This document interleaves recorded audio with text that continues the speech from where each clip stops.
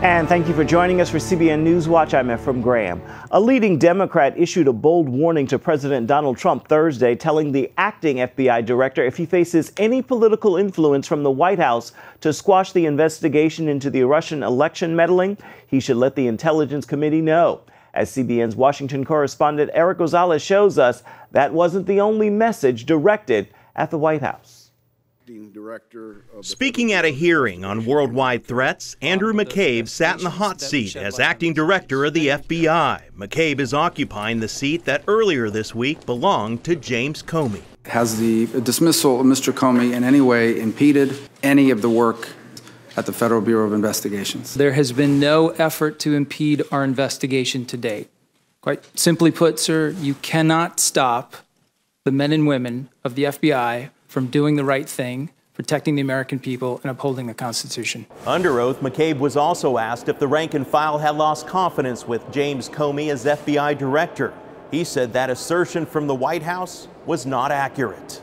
I can tell you that I hold Director Comey in the absolute highest regard. I have the highest respect for his considerable abilities and his integrity, and it has been the greatest privilege and honor of my professional life to work with him. President Trump's actions this week cost us an opportunity to get at the truth, at least for today.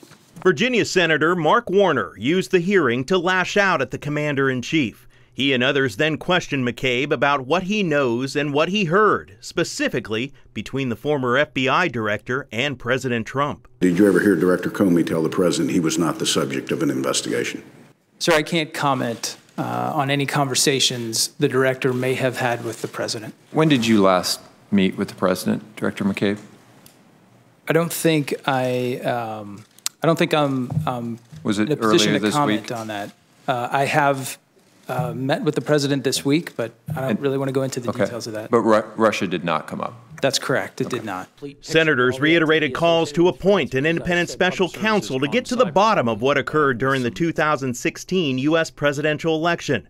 President Trump fired back Thursday, saying he planned to fire FBI Director James B. Comey regardless of the recommendations of his Deputy Attorney General and others in the Justice Department. It's unclear how long McCabe will serve as acting director. He joined the FBI in 1994 and became Deputy Director in 2016.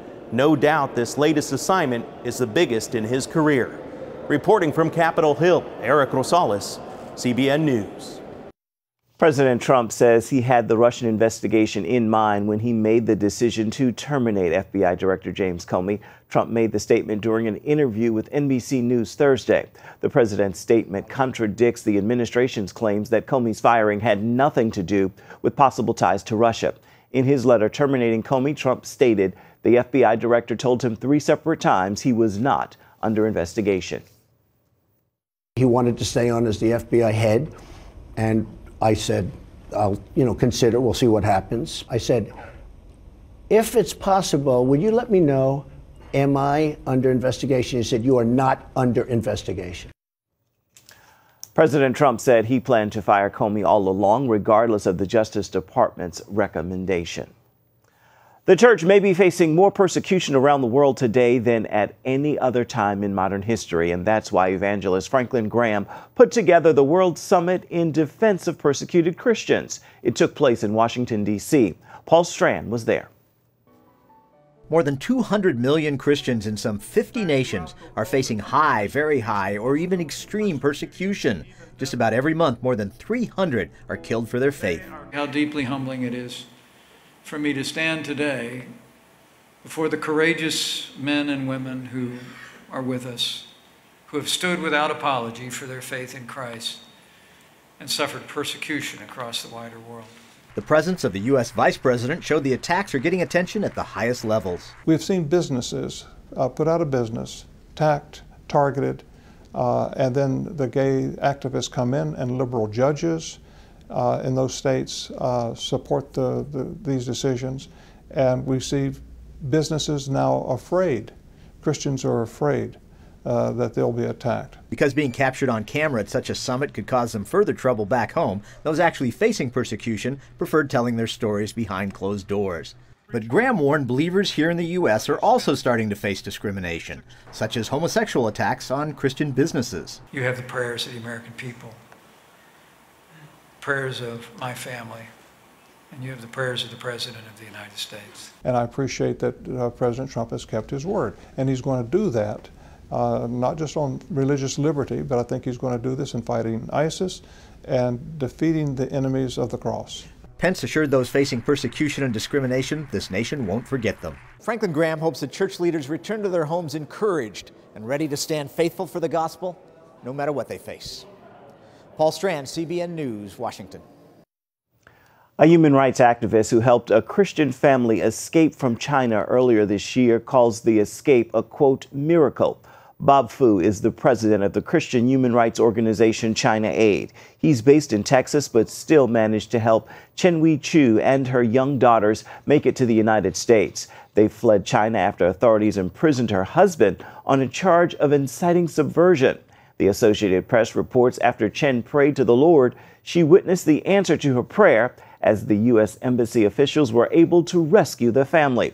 Bob Fu says persecution of Christians in China has ramped up.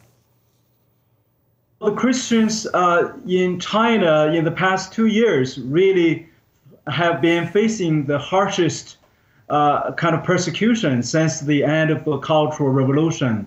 And there are more Christians were rounded up in the past year, really, than the previous years. Bob Fu says after going on trial in China, Chen's husband went missing. The Texas GOP has been fighting to enact a North Carolina-style bathroom law. It would require transgender people to use public bathrooms that match their birth certificate's gender. But despite support from the governor, lawmakers are having a tough time. Heather Sells is on this story. The Texas bill says that when it comes to public bathrooms, transgender people must use facilities that correspond with the gender on their birth certificate.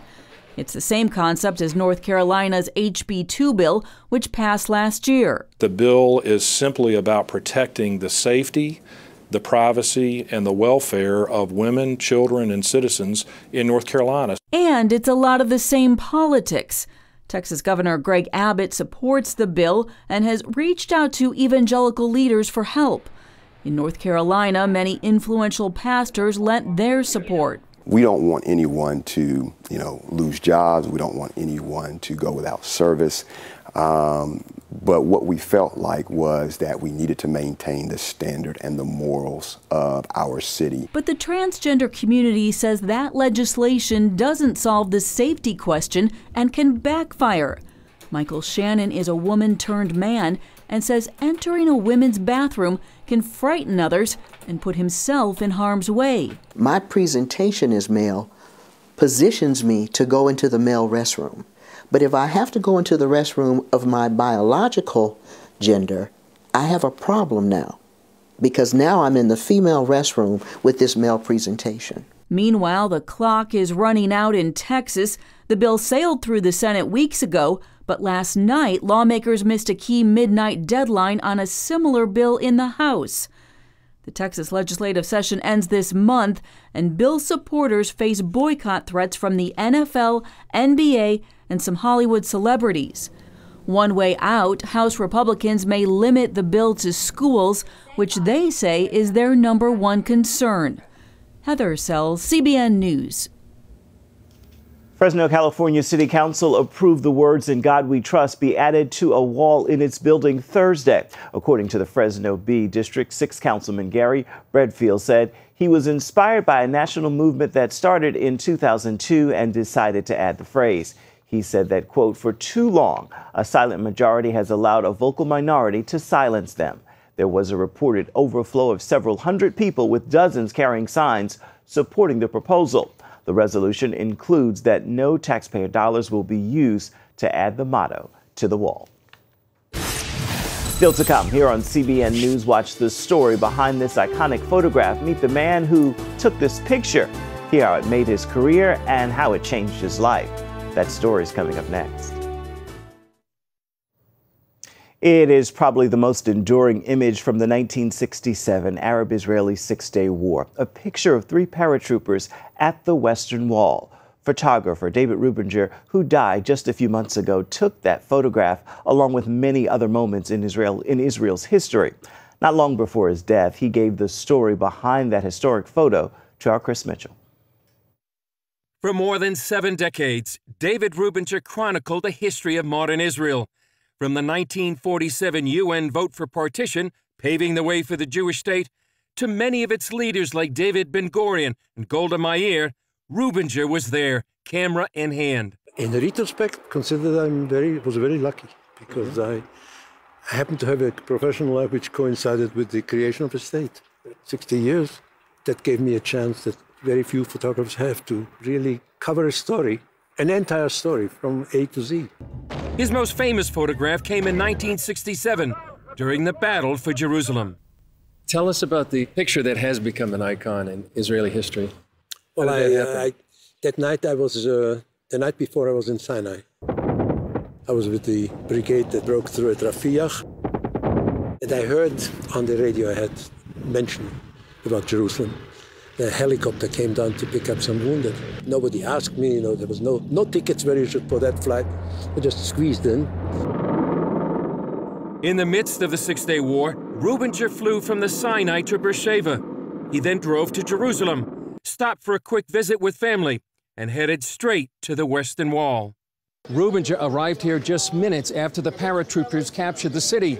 The wall was crowded, and in 1967, the distance between the wall and nearby homes was just about 10 feet. So to get a better perspective, Rubinger got down on the ground and began to shoot. And I was lying on the ground and shooting, and these 3 soldiers just walked by.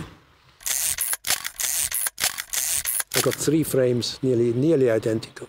Rubinger's photo not only captured the heroism of the paratroopers, but also the end of a 2,000-year-old dream of the Jewish people to return to Jerusalem. Given its fame, Rubinger didn't even think it was the best picture he took that day. He preferred this photo of Rabbi Goren riding the shoulders of the paratroopers. Even so, he chose the negative of the 3 paratroopers to give the government over the Goren photo. Then, in 1967 terms, it went viral. The government press office started printing and handing out for 2 lira, 2 pounds, which is the equivalent of about 20 cents today, I think. And anybody could buy it, and everybody bought it. AP put it on the cover of their book.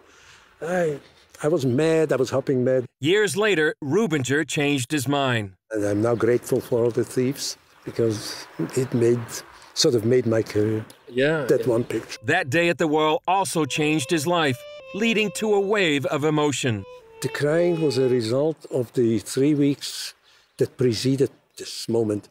You must not forget, Israel was in a mood of facing doomsday, everything. Everybody thought, maybe we'll win, but we'll cost thousands. Instead, Rubinger said the Six-Day War was like life from the dead. If you're about to die, or you think that your chances of survival are very, very low, and you're not only alive, but Israel is 5 times its size. You've beaten all the Arab armies. You're king of the world. The whole world admires you. You burst out crying. Rubinger died just a few months before the 50th anniversary of his famous photo. While he often disagreed with Israel's policy after the '67 war, Rubinger felt very special about the country he followed with his camera. I think it's unprecedented in history that people did in 60 years what this country did in 60 years. From 600,000 people or so in 1948 to 7 million, with progress on all fronts, in all fields.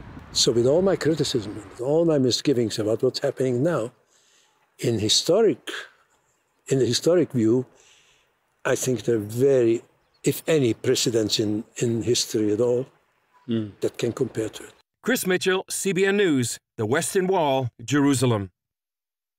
CBN has produced a documentary about the Six-Day War. You can see it on Tuesday, May 23rd in theaters. Be sure to check our website for ticket information. It is well worth seeing.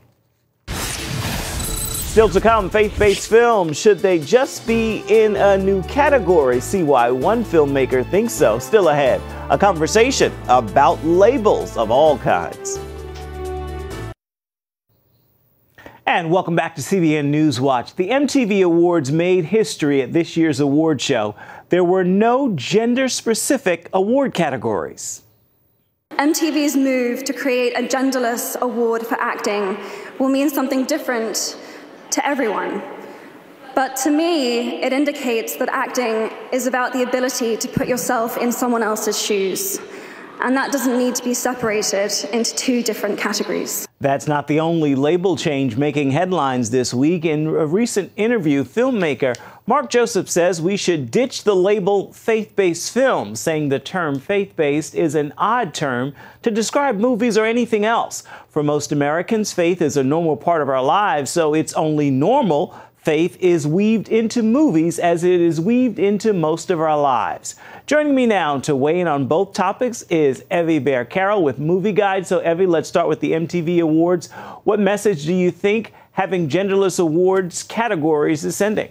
Within those award show, there's very specific categories. And so what MTV was really doing is limiting themselves. When you have more categories, more awards, more fields, people can be encouraged. They can work towards a specific goal, a specific field that they want to go to. In the scientific and technology, for instance, maybe, a colorizer wants to win that specific award, or the best costume designer, they're working towards that. So I think they're really limiting their awards, and it doesn't really make sense. And we see proof is in the pudding because, their viewers were down. So MTV is always having these kind of interesting things that they're trying to do. Absolutely. Pull the teens in one specific direction, but we're glad it's not really working, right? Got you there. Real quick, the MTV president made a comment that they need to not only respond to culture, but, quote, lead it. Do you think that's their job? Every different television network wants, nowadays it seems like they're trying to lead people in a certain way. It's hard to find something that wasn't necessarily biased, but that's just how it is, I guess. Yeah, only makes our jobs more important. Real quick, let's talk about faith-based label on films. Do you think getting rid of that is going to really help to attract a new audience? If you look at the most successful movies in the Christian element, it's PureFlix movies, and it's Kendrick's Brothers. And if you look at, the biggest PureFlix movie is God's Not Dead. And that one did the highest grossing net profit over that year out of all the movies. And it had a faith-based genre title to it. Non-Christians went to the movie, but they, it was made for an audience. In the entertainment industry, it's a business. It's not just a craft. So people, all businesses, they have a specific reach. If you look at Forever 21, they have a specific reach. Their reach is, their demographic that they're working towards is young women. You go into the store, you know what the reach is, and they are extremely profitable. And what I say in profit is the amount of people that they're getting to the store, to the movie. And at Movie Guide, we hear every day, what do people want to know most about a movie? They want to know that it doesn't offend their faith. And if you get to do the faith-based label, then they know that it's not going to offend their faith, and they're going to want to go to it. But I think a lot of these movies maybe don't have the right marketing, or don't have the funding for marketing, or maybe it's a quality. A lot of times it is a quality situation. Is the movie entertaining and the value? All right. Thank you so much, Evie Bear-Carroll with Movie Guide. We appreciate your time as always. We'll see you next week. Are you looking for something worth catching at the theater this weekend? Our friends from Plugged In Online have a look behind the scenes at the new film, Guardians of the Galaxy Volume 2.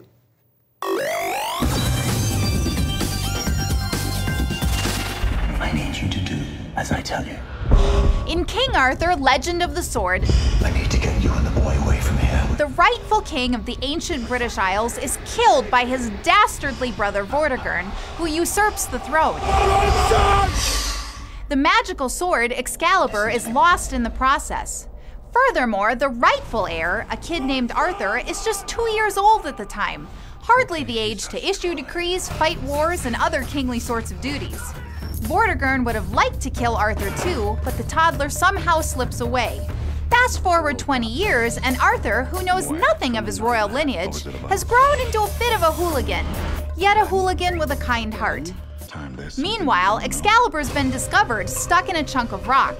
Rumor has it that the person who can pull the sword from its stony base is the true king. You can bet that Vortigern is going to try and use that to discover who his nephew really is and get rid of him. Arthurian legends have always had a great deal of magic in them, but this CGI spectacle pushes those mystical elements up a rung or two. And in this context, that makes this a bit of a dark monster movie at times. There's an ultra-huge menacing snake, a grotesque and violent death demon, plus a tentacled monstrosity that responds to human sacrifice. Whether by sword, arrow, or demonic thingy, the body count is considerable here. Plus, there are some ticklish theological issues to deal with. So despite a great deal of swashbuckling heroism, I can only give King Arthur just 2.5 round tables out of 5 for family friendliness.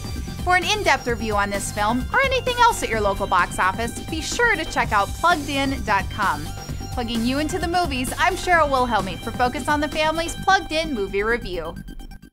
And that was a review for King Arthur, Legend of the Sword, not Guardians of the Galaxy.